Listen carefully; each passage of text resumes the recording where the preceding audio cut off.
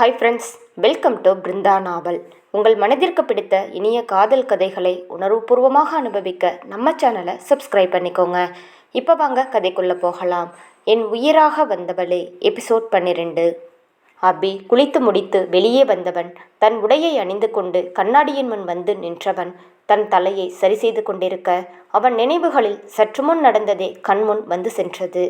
அவனோ சிறு புன்னகையுடன், காலையிலேயே என்னென்னமோ பண்ண வச்சிட்டாளே ராட்சசி, சண்டை போட்டுட்டே இருக்கும்போதே இப்படின்னா இன்னும் சமாதானமாக என் கூட வாழ ஆரம்பிச்சா எப்படி இருக்கும் என்று மனம் முழுவதும் கனவுகளை நிரப்பிக்கொண்டவன் அவளை காணும் ஆசையில் வேகமாக கீழே இறங்கி சென்றான். ரித்தன்யாவோ சமையலறையில் பரபரப்பாக வேலை செய்து கொண்டிருந்தாள். கீழே இறங்கி சென்றவன் தன்னவள் வேலை செய்து கொண்டிருப்பதை பார்த்து சுவற்றில் சாய்ந்து நின்று அவளுக்கு தெரியாமலேயே அவளை ரசிக்கத் தொடங்கினான். அவளோ அவளுக்கு வசதியாக இருக்கும்படி சுடிதார் தான் அணிந்திருந்தாள். அந்த உடை முழுவதுமாக அவள் உடலை மூடியிருந்தாலும் அந்த உடையில் கூட பார்ப்பதற்கு அவ்வளவு அழகாக இருந்தாள். அவள் அணிந்திருந்த சுடிதார் அவளின் உடல் அமைப்பை அழகாக எடுத்து காட்டியது. இப்போது அவனோ அவளின் இடுப்பை பார்க்க, அதுவோ முழுதாக மூடியிருக்க சற்று ஏமாற்றம் அடைந்தவன் பெருமூச்சு விட்டபடி சற்று மேலே நிமிர்ந்து பார்க்க, அவள் சமையல் செய்ததால் அவள் உடலில் அங்கும் இங்கும் வியர்வை வேர்த்திருந்தாலும் புன்னகை மாறாத அவளது முகத்தை பார்த்தவனுக்கு மனம் நிறைந்தது போலவே இருந்தது. அவளின் புன்னகை முகத்தை பார்த்தவனோ, காலையிலேயே என் பொண்டாட்டி இப்படி என்னை கொல்லுறாளே என்று புலம்பியபடி மெதுவாக அவள் பின்னால் சென்றவன் சட்டென்று அவளை கட்டி அணைத்து கொண்டான். சமைத்து கொண்டிருந்தவளுக்கு அபிதான் தன்னை அணைத்திருப்பதை உணர்ந்தவள் அமைதியாக நிற்க, அவள் கழுத்தின் வளைவில் ஒரு கையும் இடையில் ஒரு கையும் வைத்திருந்தவன், என்ன ரித்து, சமைச்சிட்டியா என்று கூறியவன் அவள் கழுத்தில் தன் இதழை பதித்து மெல்ல முத்தமிடத் தொடங்கினான். அவன் கேட்ட கேள்விக்கு அவளால் பதில் கூட சொல்ல முடியவில்லை.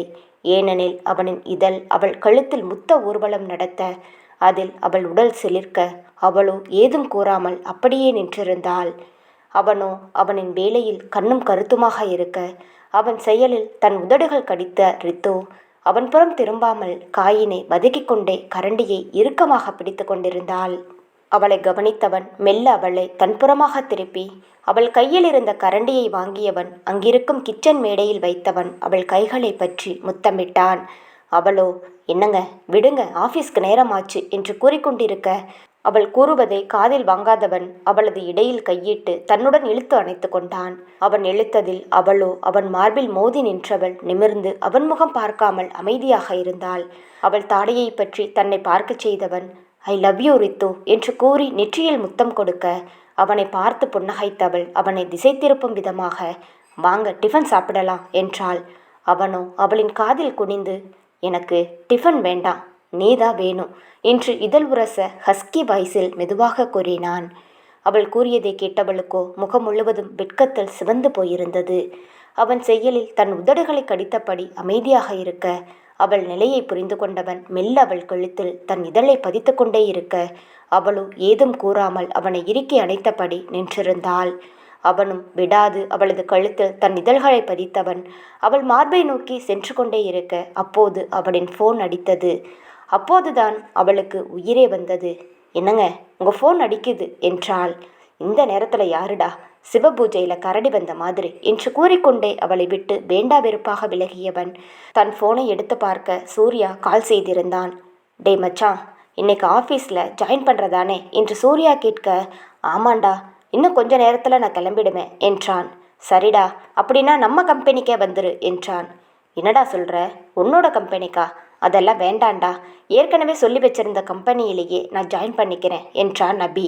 டேய், என்னடா நினச்சிட்டு இருக்க, அதெல்லாம் ஒன்றும் வேண்டாம், நம்ம சேர்ந்து ஒன்றா ஒர்க் பண்ணணுங்கிறது தான் நம்மளோட ஆசையே. அதுக்காகத்தான் காலேஜ் முடிஞ்சதும் இந்த கம்பெனியை நம்ம ஆரம்பித்தோம். ஆனால் நீ தான் உங்கள் அப்பா அம்மாவுக்காக ஊர்லேயே போய் செட்டில் ஆகிட்ட. அதுக்காக இது உன்னோட கம்பெனி இல்லைன்னு ஆகிடாது, பேசாமல் இங்கேயே வாடா என்றான். நம்ம சேர்ந்து கம்பெனி ஆரம்பித்தது என்னவோ உண்மைதான், ஆனால் அதுக்கப்புறம் அந்த கம்பெனியை டெவலப் பண்ணி நல்ல நிலைமைக்கு கொண்டு வந்தது நீ தான். அதனால் நான் சொல்கிறத கேளு மச்சான், ப்ளீஸ்டா என்றதும், டேய் எதுவும் பேச வேண்டாம், முதல்ல நம்ம கம்பெனிக்கு வா, எதுவாக இருந்தாலும் நம்ம பேசிக்கலாம் என்றவன் தன் அழைப்பை துண்டித்தான். இங்கே கிச்சனுக்கு வந்த அபி, ரித்து எல்லாம் ரெடி தானே? ஆல்ரெடி டைம் ஆயிடுச்சு, சீக்கிரம் கிளம்பு. சென்னையில் டிராஃபிக் ரொம்ப ஜாஸ்தியாக இருக்கும். நம்ம ஊர் மாதிரி டைமுக்கு போக முடியாது.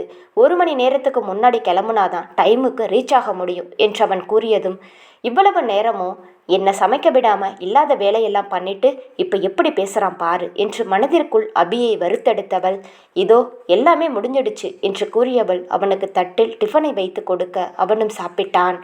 நீயும் சாப்பிட்டதானே என்று அவன் கேட்க, இல்லைங்க, நான் ஆஃபீஸில் போய் சாப்பிட்டுக்கிறேன் என்றாள். அதை கேட்டவனோ, ஃபர்ஸ்ட் டே ஆஃபீஸ்க்கு போகிற, அங்கே எப்படி இருக்கும்னு உனக்கு தெரியாது என்றவன் அவன் சாப்பிட்டு கொண்டிருந்த தட்டிலேயே இட்லியையும் தேங்காய் சட்னியையும் ஊற்றியவன் ஒருவாய் அவளுக்கு ஊட்டிவிட போக, என்னங்க, எதுக்கு நீங்கள் இதெல்லாம் செய்கிறீங்க என்றாள். எதுவும் பேசாத ரித்து, பேசாமல் சாப்பிட்டு எடுக்க வேண்டியதை எடுத்து வை என்று அவன் கட்டளையாக கூறியதும் அதற்கு மேல் அவள் எதுவும் பேசாமல் அவன் ஊட்டுவதை ஒரு புறம் வாங்கி கொண்டு அவள் முடிக்க வேண்டிய வேலைகளை முடித்து கொண்டிருந்தாள். ஒரு வழியாக இவனும் சாப்பிட்டு ஊட்டி முடிக்க அவளும் ரெடியாக இருக்க இருவரும் கிளம்பினர்.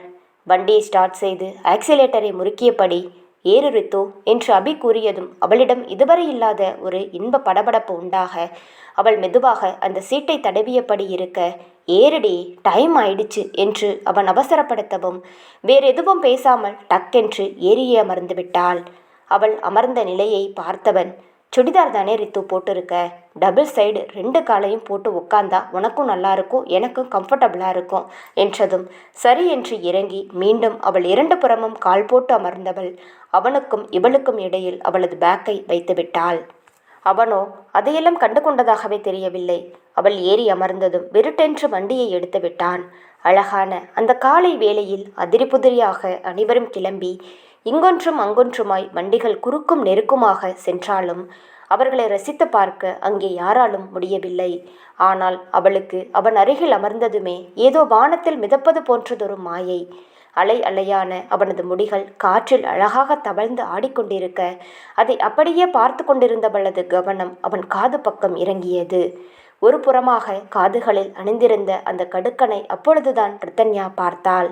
அது அவனின் காதுக்கு அத்தனை அழகு. கழுத்தில் மெலிதாகவும் இல்லாமல் தடிமனாகவும் இல்லாமல் மீடியதொரு செயின் அணிந்திருந்தான். சார் எப்பவுமே சட்டை பட்டனை முன்னாடி 2 கழட்டி விடுறதுனாலையோ பின்னாடியே காலர் தூக்கி அந்த கழுத்தில் இருக்க செயின் மின்னும். அங்கே அவன் கூலர்ஸ் வேறு அணிந்திருந்ததால் கூலர்ஸின் அந்த இரு முனையும் அந்த கடுக்கன் காதுகளுக்கு பின்னே ஒதுங்க அதுவும் ஒருவித புது அழகைத்தான் அவனுக்கு தோற்றுவித்தது. அவனது நிறத்திற்கு அந்த மெரூன் கலர் ஷர்ட் எடுப்பாக இருக்க நம்மளை விட கலரோ என்ற சந்தேகம் அவளுக்கு அந்த நேரத்தில் முக்கியமாக வந்தது. ஒழுங்காக சேவ் செய்யாத அந்த தாடி அங்கங்க முளைத்திருக்க அதுவும் ஒருவித அழகைத்தான் அவனுக்கு கொடுத்தது. ஒருவனை வில்லனாக பார்த்தால் அவன் செய்வது அத்தனையும் வில்லத்தனமாக தெரியும். இதோ ஒருவனை ஹீரோவாக பார்த்தால் அவன் செய்வது அத்தனையும் ஹீரோவாகத்தான் தெரியும் என்பதற்கு இதுதான் சிறந்த உதாரணம் போல என்று மனதில் நினைத்தபடி அவனையே ரசித்து கொண்டிருந்தவளுக்கே தெரியாமல் திடீரென்று சிக்னல் போடவும் சட்டென்று அவனும் பிரேக் பிடிக்க அவன் பிடித்த பிரேக்கில் அவளோ அவளின் பேக்கோடு சேர்ந்து அவளும் அவனது முதுகில் பலமாக மோதினாள். அவள் மோதிய வேகத்தில் ஒருமுறை கண்களை மூடியவன் அடுத்து கண்களை திறக்கும் பொழுது அவள் சற்று விலகியும் இருந்தாள். உடனே சாரியும் அவள் கேட்க அவனோ மனதிற்குள், இதுக்கு எதுக்குடி சாரி, நான் தான் உனக்கு தேங்க்ஸ் சொல்லணும் என்று நினைத்தவன் அவளிடம் பரவாயில்ல என்றான்.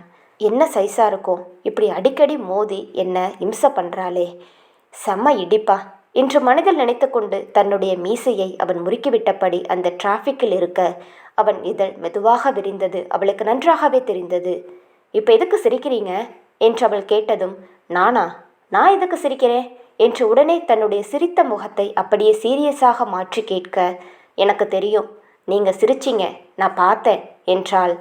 நான் சிரிச்சேன்னு சொல்ல போகிறேன், ஏன் பொய் சொல்ல போகிறேன், சில டைம் என் மூஞ்சியே அப்படித்தான் இருக்கும், சிரிச்ச மாதிரி என்றவன் கூற அடுத்து அவள் ஏதோ கூற வர அதற்குள் சிக்னல் போட்டு விட்டதால் அவன் வண்டியை விருட்டென்று எடுத்து விட்டான்.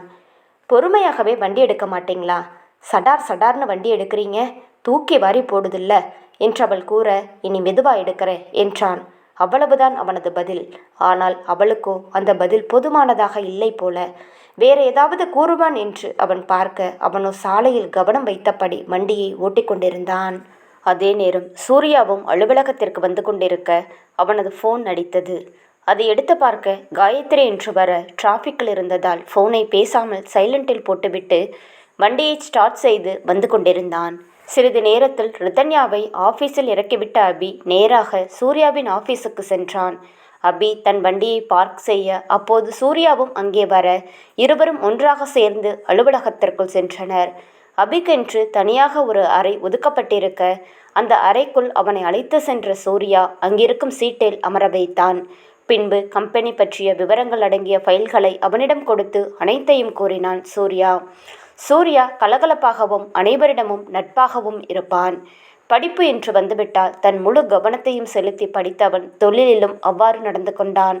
தன் திறமையாலும் உழைப்பாலும் முன்னுக்கு வந்தவன் தன் பெயரை நிலைநாட்ட வேண்டும் என்ற லட்சியத்தில் பயணம் செய்து கொண்டிருந்தான். வா மச்சான், உன்னை எல்லார்கிட்டையும் அறிமுகப்படுத்தி வைக்கிறேன். இன்று சூர்யா அபியை வெளியே அழைத்து வந்தவன் அனைவரிடமும் அறிமுகப்படுத்தி வைத்தான். நானும் என்னோட ஃப்ரெண்டும் தான் இனிமே இந்த கம்பெனியை சேர்ந்து பார்த்துக்க போகிறோம். இவன் என்னோட பார்ட்னர் என்று அனைவருக்கும் அறிமுகப்படுத்தி வைக்க அனைவரும் அபிக்கு வணக்கம் தெரிவித்தனர். பதிலுக்கு அபியும் அனைவருக்கும் வணக்கம் தெரிவிக்க கம்பெனி பற்றிய ஆலோசனையில் சிறிது நேரத்தை செலவிட்டனர். அப்போது அந்த அறையின் வெளியே காயத்ரி சூர்யாவுக்காக காத்து கொண்டிருந்தாள்.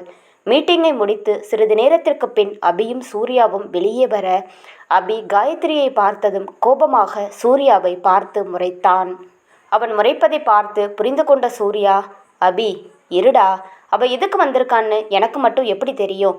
அதுக்குள்ள என்ன நீ பாட்டுக்கு முறைக்கிற என்று கூறியவன் காயத்ரியை பார்த்து, எதற்கு காயு ஆஃபீஸ்க்கு வந்திருக்க என்று கேட்டான். நான் ஃபோன் பண்ணால் எடுக்க மாட்டேங்கிற சூர்யா என்றவளை பார்த்து, நீ ஃபோன் பண்ணும்போது நான் கார் டிரைவ் பண்ணிட்டு வந்துட்டு இருந்தேன். டிராஃபிக்கில் இருந்ததுனால என்னால் ஃபோனை அட்டன் பண்ண முடியலை என்றான். சரி, அதை விடு.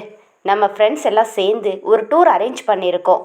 எல்லாரும் ஆஸ்திரேலியா போகிறோம். நீயும் எங்கள் கூட ஜாயின் பண்ணிக்கோ என்றாள்.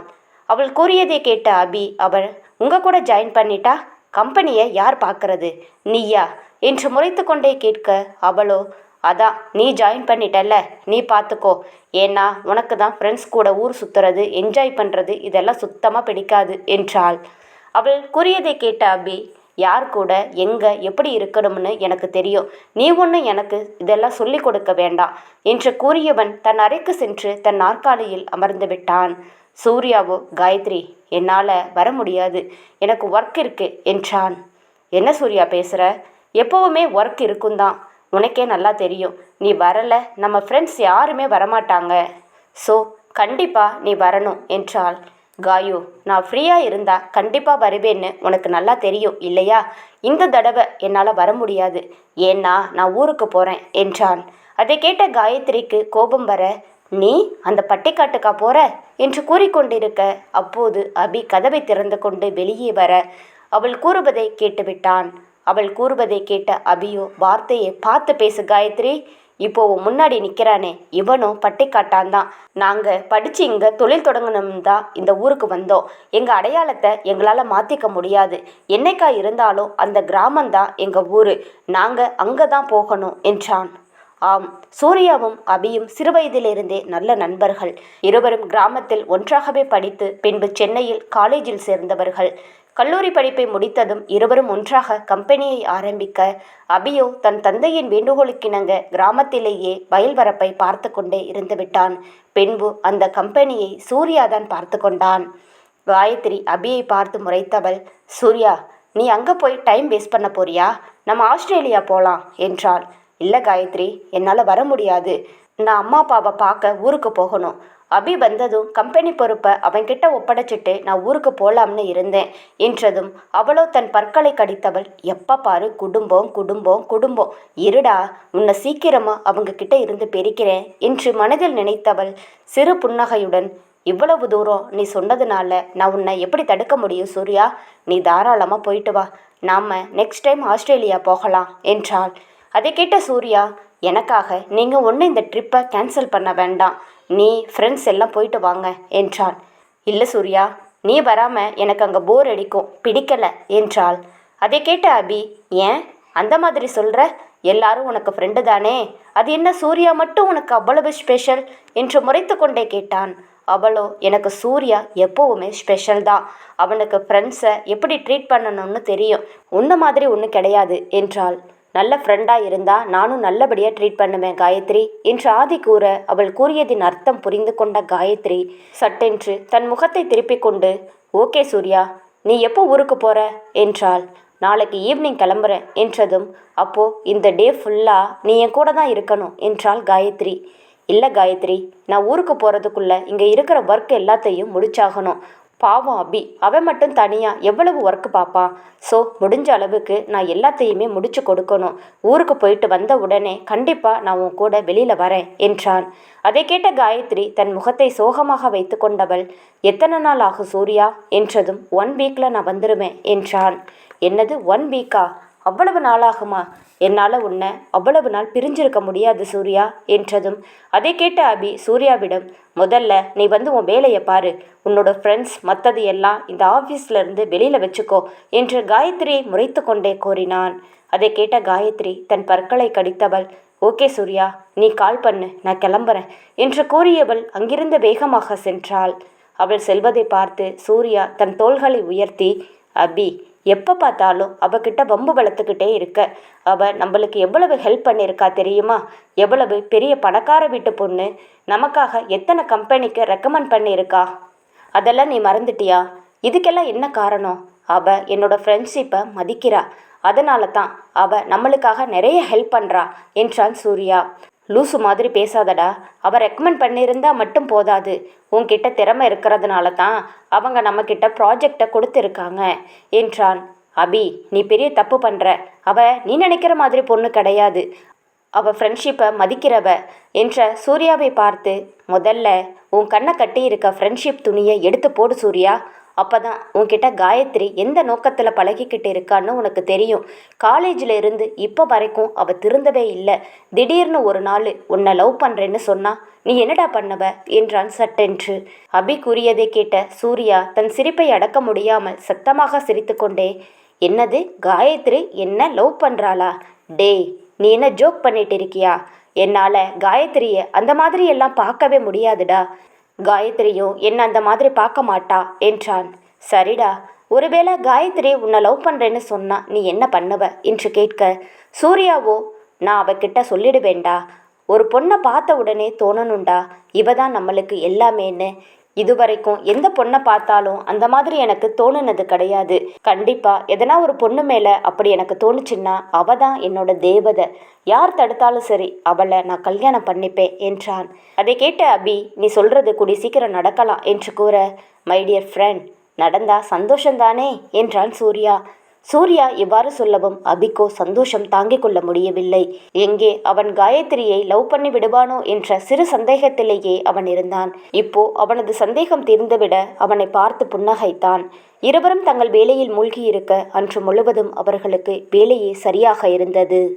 சாயங்காலம் மணி 5 சூர்யாவும் அபியும் அனைத்து ஃபைல்களையும் எடுத்து வைத்துவிட்டு அலுவலகத்தை விட்டு வெளியே வந்தனர். சூர்யா அபியை பார்த்து, அபி, நான் கிளம்புறேன்டா என்று கூறியவன் தன் காரை ஸ்டார்ட் செய்து கிளம்பிவிட்டான். அவன் சென்றதும் அபி தன் பைக்கை எடுத்துக்கொண்டு நேராக ரித்தன்யா ஆஃபீஸிற்கு சென்றான். விக்கியும் ரித்தன்யாவும் அவர்கள் பணிபுரியும் இடத்திலிருந்து வெளியே சிரித்து பேசிக்கொண்டே வந்தவர்கள்.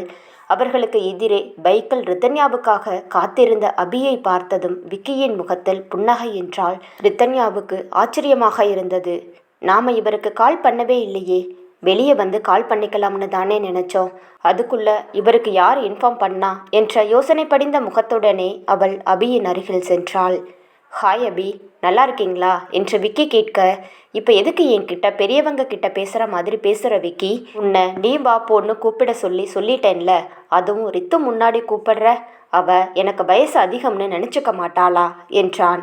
அவன் பேசியதை கேட்ட ரித்தன்யா அவனை முறைக்க, பேட் ஜோக்கோ என்று அவர்கள் இருவரையும் பொதுவாக பார்த்தபடி புன்னகை முகத்துடன் அபி கூறியதும் விக்கியின் முகத்திலும் புன்னகை வெளிய, சும்மாதான் சொன்னேன் என்றான். சரி, ஓகே ரித்தன்யா, பார்த்து போயிட்டு வா.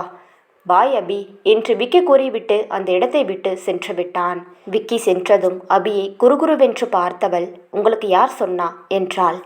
என்ன, யார் சொன்னா என்று அவனும் சிறு புன்னகையுடன் அவளை பார்த்து கொண்டே கேட்க, இந்த டைமுக்கு நான் வெளியே வர்றது உங்களுக்கு யார் சொன்னா? நான் உங்களுக்கு ஃபோன் பண்ணவே இல்லை, ஆனால் வந்து நிற்கிறீங்க என்றாள். இப்போ நான் டைமுக்கு வந்து நிற்கிறது உனக்கு பிரச்சனையா ரித்து என்று அவன் கேட்க, அது எப்படி நான் வர்றது உங்களுக்கு தெரிஞ்சிச்சுன்னு தான் கேட்குறேன் என்றாள் மீண்டும். ஸ்பை வச்சிருக்கேன், அவங்க மூலியமாக தெரிஞ்சுது என்று அவன் மேலும் விளையாட, அவளோ விளையாடாமல் சொல்ல போறீங்களா இல்லையா என்றாள். சைலண்டா அங்கே போயிட்டு இருக்காரே அவர் தான் சொன்னார் என்று கூறியதும் அவளோ திரும்பி பார்க்க அது விக்கிதான். அவனை பார்த்து அதிர்ச்சி அடைந்தவள், அவன் என்கிட்ட ஒரு வார்த்தை கூட சொல்லலை உங்ககிட்ட பேசுறத என்று மீண்டும் கேள்வி மேல் கேள்வி கேட்க, இது என்ன கொடுமையா இருக்கு? உன் ஃப்ரெண்டுன்னா உன்கிட்ட கேட்டு தான் எல்லாத்தையும் பண்ணணுமா என்றான். அப்படி இல்லை, எனக்கு சம்பந்தமான விஷயம் பண்ணுறப்ப என்கிட்ட சொல்லலாம் தானே என்று அபியை பார்த்து கேட்க, சரி கேள்வி மேலே கேள்வி கேட்டுட்டு இங்கேயே நிற்க போறியா இல்லை வண்டியில் ஏற போறியா? சுற்றி இருக்கிறவங்க நம்மளை ஒரு மாதிரி பார்க்குறாங்க என்று அவன் கூறியதும் அவளோ சுற்றி பார்க்க உண்மையில் 1-2 பேர் இவர்கள் இருவரையும் தான் பார்த்து கொண்டிருந்தனர். சரி என்று அவள் வண்டியில் ஏறி அமர்ந்ததும் அவனுக்கோ வடப்போச்சே ஃபீலிங் தான். ஆம், அவள் ஒரு புறமாகத்தான் அமர்ந்திருந்தாள். இப்பொழுது அவன் டபுள் சைடு போட்டு உட்காரு என்று கூறிவிட முடியாது. அப்படி கூறினாலும் அவள் கேட்க மாட்டாள் என்று அவனுக்கு புரிந்துதான் இருந்தது. அதனால் எதுவும் கூறாமல் வண்டியை இயக்கினான். ஓரளவு டிராஃபிக் எல்லாம் கடந்த பிறகு, என்ன ரித்து அமைதியாக வர்ற? இன்னைக்கு ஃபர்ஸ்ட் டே, ஆஃபீஸ் போயிருக்க, எப்படி இருந்துச்சு என்றான்.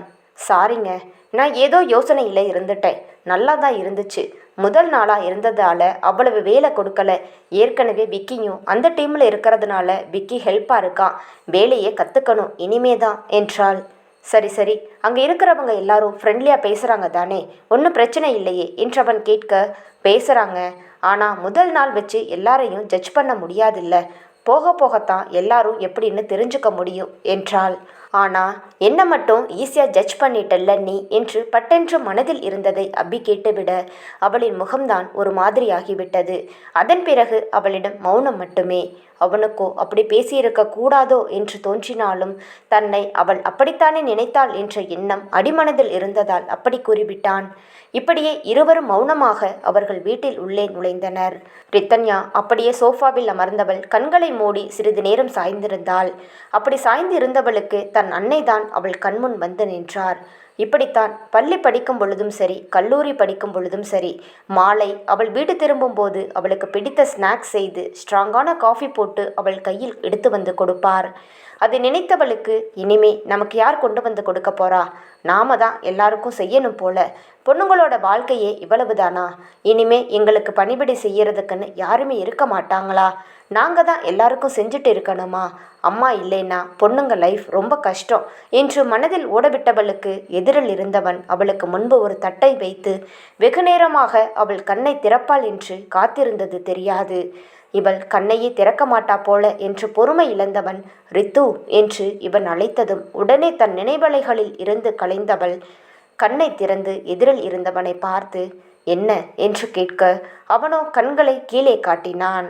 அதன் பிறகு அவள் டீப்பாயில் இருந்த காஃபியையும் ஆவி பறக்க பறக்க ஒரு பவுலில் மேகியையும் வைத்திருந்தான். அதை பார்த்தவுடன் அவளின் கண்கள் விரிய அவனை ஆச்சரியமாக பார்த்தவள், நீங்க செஞ்சீங்களா என்று கேட்க அவனோ கண்களை மூடி ஆம் என்பது போல் புன்சிரிப்புடன் தலையாட்டினான். ஆம், ரிதன்யா வந்து சோஃபாவில் அமர்ந்ததும் சமையலறை சென்றவன் அவளுக்கு காஃபி போட்டு மேகியையும் செய்து எடுத்து வந்தான்.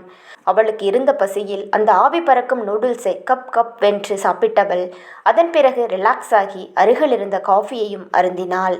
அருந்திய பிறகே அவள் நிமிர்ந்து எதிரில் இருந்தவனை பார்க்க, ஆனால் எதிரில் இருந்தவன் இப்பொழுது அங்கு இல்லை. இவள் காஃபி கப்பையும் அந்த பவுலையும் எடுத்து கிச்சன் சிங்கில் போட்டுவிட்டு அவனை தேட அவனோ அறையில் உடை மாற்றி கொண்டிருந்தான். இவள் வரும்பொழுது பனியனை எடுத்து மாட்டியவன், சாப்பிட்டியா ரித்து, நல்லா இருந்துச்சா என்று கேட்க தேங்க்ஸ் என்று கூறும் பொழுது ஏனோ அவளையும் அறியாமல் கண்கள் கலங்கிவிட்டது. அதை கண்டும் காணாமலும் இருந்த அபி, சுமாராதான் செஞ்சேன் என்றான். பசிக்கு அமிர்தமாக இருந்துச்சு. நான் வெளியே போயிட்டு வந்தா எனக்கு ரொம்ப பசிக்கும். அதனால் எங்கள் அம்மா எப்போவுமே சாயங்காலம் வரும்போது ஏதாவது செஞ்சு வச்சிருப்பாங்க என்று ஆர்வமாக அந்த விஷயத்தை அவனிடம் கூற அவனும் ஓ என்று மட்டும் கேட்டுவிட்டு நகர பார்க்க உடனே அவள் அவனை நகர விடாமல், நீங்கள் சாப்பிடலையா என்று கேட்டாள். இல்லை, எனக்கு பசிக்கலை என்று கூறியவனை பார்த்து, உங்களுக்கு ரொம்ப கஷ்டம் கொடுக்கிறேனா என்றாள். இப்படி பேசுறது தான் கஷ்டமாக இருக்குது. நம்ம 2 பேரும் ஒருத்தருக்கு ஒருத்தர் அடிமை யாரும் கிடையாது. வேலையை ஷேர் பண்ணிக்கிறதுல எந்த தப்பும் இல்லை. பொண்ணுங்க மட்டும்தான் சமையல் செய்யணும்னு யாரும் எங்கேயும் எழுதி வைக்கலை. நம்ம 2 பேரும் ஷேர் பண்ணி எல்லா வேலையும் பார்த்துக்கலாம். உன் மனசாட்சி என்ன சொல்லுதோ அதை செய். எப்போவுமே யாரோட மனசாட்சியும் தப்பாக சொல்லாது, கரெக்டாக தான் சொல்லும். அதனால் உன் மனசாட்சி படி நீ இருந்துக்கோ, எதுவும் தப்பில்லை, சரியா என்று பேசி முடித்த அபி இப்பொழுது அவள் கண்களுக்கு வேறு மாதிரியாக தெரிந்தான். இவனையா இத்தனை நாள் இப்படி நினைத்திருந்தோம் என்று உண்மையில் வெட்கித்தான் போனாள். ஒருவரின் குணம் தெரியாமல் 4 பேர் பேசுவதை வைத்து அவரை எடை போட்டது எவ்வளவு பெரிய தவறு என்று தெள்ள தெளிவாக இப்பொழுது அவளுக்கு புரிந்தது. இவ்வளவு நல்லவராக இருக்கிறவருக்கு நான் அவருக்கு பொருத்தமாக இருக்க மாட்டேன். அவர் கூட என்னால் சேர்ந்து வாழ முடியாது. அவர் வசதி எங்க, ஏன் வசதி எங்க? கூடிய சீக்கிரம் அவரை பிரிஞ்சுதான் ஆகணும். இனிமே என் பக்கத்தில் அவரை நெருங்க விடக்கூடாது என்று முடிவெடுத்தாள். அவள் அவனை விட்டு பிரிய வேண்டும் என்று முடிவெடுத்தாலும் மனதில் ஏதோ ஒரு நெருடல் அவளுக்குள் தோன்றியது. அபியை பற்றிய யோசனையில் அறைக்குள் வந்த ரித்துவின் மனம் ஏதோ பாரமாக இருக்க கண்களில் கண்ணீர் வர அதை துடைத்து கொண்டே நிமிர்ந்து பார்க்க தன் முன்னே அபி சிரித்த முகம் தெரிய ஒரு நிமிடம் ரித்து மனதில் மகிழ்ச்சி தோன்ற சட்டென்று தன் மகிழ்ச்சியை கட்டுப்படுத்தி கொண்டு அவனை பாராது திரும்பி செல்ல அபியோ அவன் கையை பிடித்து வைத்திருந்தான். அவள் கையை பிடித்திருந்த அபி அவள் நிமிர்ந்து தன் முகத்தை பார்ப்பாள் என்று பார்த்திருக்க அவளோ தலை குனிந்து கொண்டே இருந்தாள். சற்று நேரம் பொறுத்திருந்தவன் இது வேலைக்காகாது என்று அவள் கையை பற்றி இழுத்தான். அவன் இழுத்த வேகத்தில் அவன் மீது மோதி நின்றாள். அவன் அவளின் இடையை தன் இரும்பு கரத்தால் சுற்றி பிடிக்க அவளோ அவனின் அருகாமையில் உறைந்து நின்றாள். தன் தொட்ட முதல் பெண் தன்னவளின் அருகாமையில் அவளது வாசம் என அந்த ஆண்மகனை அசைத்துதான் பார்த்தது. அவள் தன் நிலையிலிருந்து அவனது கை சூட்டினை உணர்ந்து அவனிடமிருந்து விலக முயற்சித்தாள். அவளின் முயற்சிகள் அனைத்தும் அவனிடம் வீணாக இதற்கு மேல் முடியாது என்று கண்கள் கலங்கினாள். அவள் செய்கையில் மேலும் அவனை நெருங்க முயற்சித்தவன் அவள் கண்கள் கலங்கி இருப்பதை பார்த்து சட்டென்று அவளை விடுவித்தான். ஏதும் பேசாது அமைதியாக நின்றவள் தன் கண்களை துடைத்து கோபமாக அவனை பார்த்து, உங்களுக்கு புரிகிற மாதிரி நான் எல்லாத்தையும் சொல்லியிருக்கேன், என்னை விட மாட்டேங்கிறீங்க, உங்களுக்கு என்னதான் வேணும், எதுக்கு இப்படி பண்ணுறீங்க, தயவு செஞ்சு என்னை விட்டுட்டு போயிடுங்க ப்ளீஸ் என்று தன் கைகளை கூப்பி அவன் முன் கேட்க ஏதும் பேசாது அவளை உற்று பார்த்து கொண்டிருந்தான் அபி. தன் மனதை கல்லாக்கி கொண்டவள், உங்களை பார்க்கவே எனக்கு பிடிக்கல, உங்கள் கூட வாழ்கிறதெல்லாம் என்னால் நினச்சி கூட பார்க்க முடியாத ஒரு விஷயம், உங்களுக்கு நான் எப்போவுமே சரியான பொண்டாட்டியாக இருக்க முடியாது, உங்களுக்கு ஏற்ற பொண்ணு நான் இல்லை என அவள் சொல்லி கொண்டிருந்தவளை இழுத்து அவளின் உதட்டை தன் உதட்டால் மூடினான். அவள் இதழை வன்மையாக முத்தமிட்டவன் சிறிது நேரத்தில் மென்மையை தொடர்ந்தான். அவளும் அவன் செய்கையில் அதிர்ந்தாலும் முதலில் அவனை தடுக்க போராட அவன் முத்தம் ஆழமாகச் செல்ல ஒரு கட்டத்திற்கு மேல் முடியாது அவனிடமே சரணடைந்தாள். அவளின் இடையில் கை வைத்து மேலும் தன்னுடனே இழுத்து அணைத்து கொண்டான்.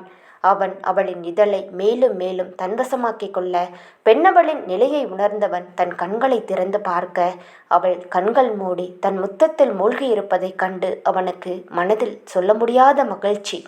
அவளிடமிருந்து மனமில்லாது அவளை விட்டு விலகினான். அவளை விட்டு விலகியே அவன் அவளை பார்க்க அவளின் கண்ணில் நீர் வழிந்து கொண்டிருந்தது. அவள் நிலையை கண்டவனுக்கும் மனம் வலிக்க அவளை சேர்த்து அணைத்து கொண்டான். சில நொடிகள் ஏதும் பேசாது அமைதியாக இருக்க அவள் தன்னிலை உணர்ந்து அவனிடமிருந்து தன்னை விடுவித்து கொண்டாள். அவள் கோபமாக அவளை முறைத்து கொண்டிருந்தாள். அவள் கோபமாக முறைப்பதை பார்த்தவன், ஐயையோ, முறைக்கிறாளே, முத்தம் கொடுக்கும்போது மட்டும் எவ்வளவு அமைதியாக இருந்தா, இப்போ என்னடானா இப்படி முறைக்கிறா, என்னதான் இருந்தாலும் அபி நீ பண்ணது தப்புதாண்டா, இப்படியோ கெத்த விடாத, சமாளி என்று மனதிற்குள் தைரியம் கொடுத்து கொண்டான். அவளோ கோபமாக, நீங்கள் ஆம்பளை தானே, இப்படி பண்ணுறீங்க, உங்களை பொறுத்தவரை ஒரு பொண்ணு உங்களை பிடிக்கலைன்னு சொன்னால் அவளை இந்த மாதிரி தான் எதனா பண்ணுறது, உங்களுக்கெல்லாம் பொண்ணுங்களை பார்த்தா வெறும் உடம்பு மட்டும்தான் கண்ணுக்கு தெரியுமா, உங்களை எல்லாம் பார்க்கவே பிடிக்க மாட்டேங்குது, எதுக்கு தான் இப்படி பொம்பளை உடம்புக்கு அலையிறீங்க என்று தன்னையும் மீறி வார்த்தைகளை விட்டாள் அவள். அவளின் வார்த்தைகளை கேட்டு கோபமடைந்தவன் அவளின் தாடைகளை பற்றி தன்னை பார்க்க செய்தான். அவனின் கண்கள் இரண்டும் கோபத்தில் சிவந்திருந்தது. அவனின் கோபத்தை கண்டவள் ஒரு நிமிடம் அதிர்ந்து போனாள். அவள் தாடையை பற்றி தன்னை பார்க்க செய்தவன், உனக்கு ஒன்று சொல்கிறேன், நல்லா கேட்டுக்கோ, நீ நம்புனா நம்பு, நம்பாட்டி போ. நான் முதல்ல தொட்ட பொண்ணே நீதாண்டி. காசு பணம் எவ்வளவு இருந்தாலும் ஒரு பொண்ணுக்கிட்ட எப்படி பழகணும்னு எங்களுக்கு தெரியும். இதுவரை எந்த பொண்ணையும் தப்பான பார்வை கூட நான் பார்த்தது கிடையாது. அது என்ன கன்றாவியோ தெரியலை, உன்னை பார்த்ததும் ரொம்ப பிடிச்சு போச்சு. உன் கழுத்தில் தாலி கட்டுனதும் நீதான் எனக்கு எல்லாமேன்னு நினச்சேன். நீ எப்படின்னு எதுவுமே எனக்கு தெரியாது. ஆனால் நான் என்ன நினச்சேன் தெரியுமா? உன் விருப்பம்தான் ஏன் விருப்பம். உன்னை நான் ஆயுசுக்கும் பத்திரமா பார்த்துக்கணுன்னு ஆசைப்பட்டேன். ஆனால் நீ என்னை இவ்வளவு கேவலமாக நினச்சிட்டல்ல. இப்போ சொல்கிறேன், நல்லா உன் மண்டையில் போட்டுக்கோ. உன் வாயாலேயே என்னை பிடிச்சிருக்குன்னு நான் சொல்ல வைப்பேன். ஆனால் ஒன்று சொல்கிறேன், ஆயுசுக்கும் நீ மட்டும்தாண்டி என் பொண்டாட்டி. அப்புறம் என்ன சொன்ன? நான் உடம்புக்கு அலையிறேன் அப்படின்னு சொன்னல்ல. இப்போ சொல்கிறேன், உன் மனசில் நல்லா பதிய வச்சுக்கோ. உன் அனுமதி இல்லாமல் உன் கிட்ட கூட நான் வரமாட்டேன் என்று கூறிவிட்டு அந்த இடத்தை விட்டு சென்று விட்டான். அவன் அவ்வாறு பேசி செல்ல அவளோ அப்படியே அமர்ந்து விட்டு அழுதாள். நான் அப்படி பேசியிருக்க கூடாது. நான் உங்கள் மனசை ரொம்ப கஷ்டப்படுத்திட்டேன். என்னை மன்னிச்சிடுங்க. நீங்கள் ரொம்ப நல்லவர். உங்களுக்கு ஏற்ற பொண்ணு நான் கிடையாது. உங்கள் குடும்பத்துக்கு சரியான மருமகளா என்னால் இருக்க முடியாது என்று கூறியவள் அழுது கரைந்தாள். அவளிடம் பேசிவிட்டு வந்து சோஃபாவில் படுத்து கொண்டான் அபி. அவளோ சுவற்றில் சாய்ந்து ஒரு புகைப்படத்தை நெஞ்சோடு அணைத்து கொண்டு அழுது கொண்டிருந்தாள். அபிக்கோ அவளை நினைத்து கஷ்டமாக இருக்க, அவள் என்ன செய்கிறாள் பார்ப்போம் என்று நினைத்தவன் அறையின் கதவை திறக்காமல் ஜன்னலை திறந்து பார்த்தான். அவள் அழுவதை பார்த்து அவனுக்கு மனம் வலித்தது. எதுக்கு இப்படி அழுகிறாள் என்று யோசித்து கொண்டிருந்தான். ஒரு கட்டத்திற்கு மேல் தான் அழுவதை கட்டுக்குள் கொண்டு வந்தவள் கடகடவென்று தன் கண்களை துடைத்து கொண்டு போட்டோவை டேபிள் மீது வைத்துவிட்டு கட்டில் மேல் படுத்து கொண்டாள்.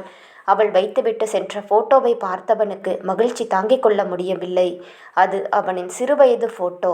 தன்னை நினைத்துதான் அவள் அழுகிறாள் என்று எண்ணி அவன் மனம் ஏனோ மிகவும் மகிழ்ச்சி அடைந்தது. அவள் மெத்தையில் படுத்தும் அழுது கொண்டிருந்தாள். அவள் கண்களிலிருந்து கண்ணீர் வழிந்து கொண்டிருந்தது. ஓடிச் சென்று அவளை அணைத்து கண்ணீர் விடும் கண்களுக்கு முத்தம் கொடுக்கும் ஆவலை மிகவும் கஷ்டப்பட்டு கட்டுப்படுத்தி கொண்டான். அவளையே பார்த்து கொண்டிருந்தவன் எவ்வளவு நேரம் அப்படியே இருந்தான் என்று அவனுக்கே தெரியவில்லை. ரித்தன்யா அவளோட ஈகோவை விட்டுவிட்டு அவனுடன் சேர்ந்து வாழ்வாளா? பொறுத்திருந்து பார்ப்போம். இக்காதல் கதை உங்களுக்கு பிடித்திருந்தால் மறக்காம வீடியோவுக்கு லைக் அண்ட் சப்ஸ்கிரைப் பண்ணுங்கள். லைக் பண்ணும்போது ஹைப் அப்படிங்கிற ஆப்ஷனை கிளிக் பண்ணி உங்கள் ஸ்டார்ஸை கொடுங்க. Thank you friends.